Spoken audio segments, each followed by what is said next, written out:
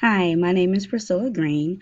I am here to talk about academic and behavioral interventions for students with emotional and behavioral disorders, a systematic review, basically of students with EBD. We have four great authors that I loved reading with and reading about during this for this presentation. Now, basically the article focused on most of their attention on improving the academic levels and the behavioral levels of children with EBD. They had like 26 to 29 of they started off with like 434 articles that they found, and then they ended up with only like 29 direct studies that included all the information they were looking for, and that was information to push forward and to help students that have EBD so that they can try to combat those issues that they're having in the classroom.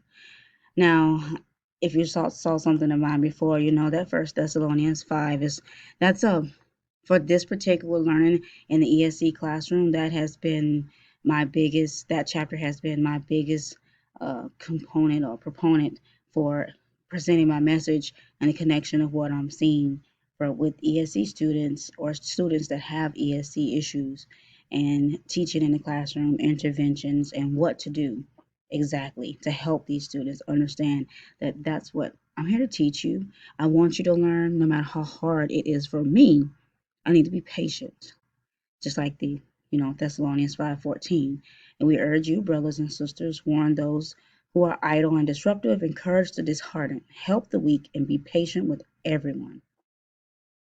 Now, the procedures created by the researchers assured teachers will be able to combat behaviors in grades, and they did that through it will take a lot of steps, but it was something that they moved forward in an easy manner. So the authors, they did a lot, of course, for the final part of the scripture, but the communication, they want sometimes you just need to communicate.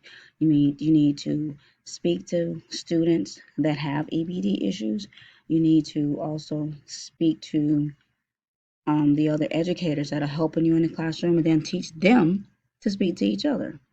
And I know I'm not supposed to say I love part yet, that's not the reaction part yet, but I love that part where the researchers and authors, they both work to try to define and present their findings in words and graphs. I love graphs because graphs, all that I read, okay, now I'm going to put it in a graph. Boom. And basically have students accept who they are. You don't have to try to be like this person or like that person. You're beautiful just who you are, and I'm going to show you that by giving you options to learn and be on the same level as everybody else.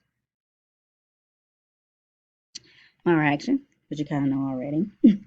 But I really continue to love it and grow with all of the professional development opportunities that we receive through this class. We review the articles, we review the journals, we look at and reflect on our own selves and our own profession, and try to make it so that we can use these things in the classroom. And they're so easy to use. I mean, they're interventions.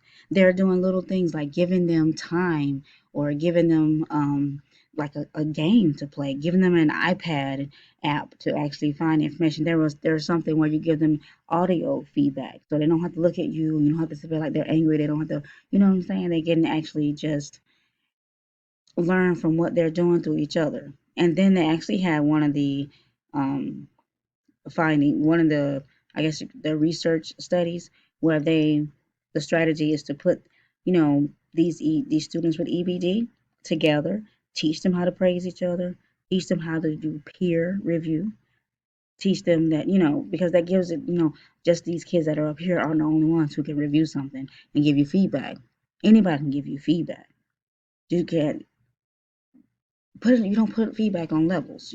No matter where someone is at their learning ability, they can give you feedback on what you're doing. The implications of practice is to never, ever, ever give up. And loves, So the fact that I'm an interventionist for reading and I choose to incorporate cross content in the daily procedures, I do readings on with math implications, readings with science, readings with social studies implications, reading with economics, well, I know it's part of math, but and social studies, but economics as its own field, geography, maps, anything to make, history, anything to urge students to see reading is everywhere, and getting them to read will get them to do great at everything. And the more little things you do, like, okay, so it is phonics, and so you're here, but you being here doesn't mean you're going to stay here, doesn't mean you're not going to reach wherever the people are. Now, of course, I have some references. The article, of course, and the four authors. Also, our book, Exceptional Learners: An Introduction to Special Education, and of course, Biblical.com, where we talk about, where I talked about Thessalonians 1. I had to get the exact words for you guys. I don't want to mess that up, of course. Well, my name is Priscilla Green. This is my presentation on EBD, and I hope you guys enjoy the rest of your night. Thanks.